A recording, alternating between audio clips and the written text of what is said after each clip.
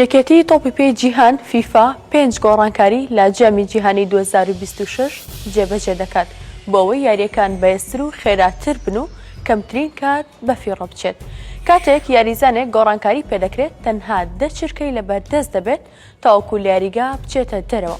ئەگەر زیاتری خەیان ئەوە دەبێت یاریزانە نوێیەکە 1 دقیقا چاوەڕوان بێت و تیپەکەی بە 10 یاریزانەوە یاری بەردەوامی پێ بدات.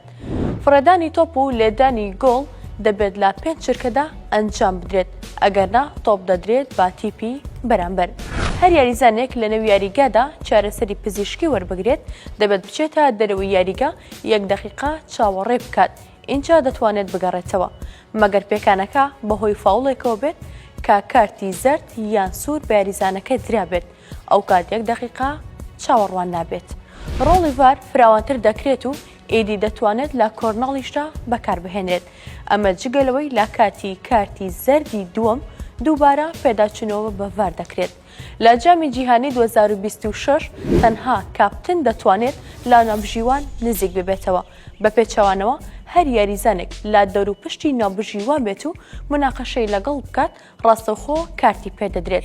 ئەم 5 گۆڕانکاریە خزمەتی تۆپی پێدەکات یاخود بە پێچەوانەوە چێژی تۆپی پێ ناهێڵێت.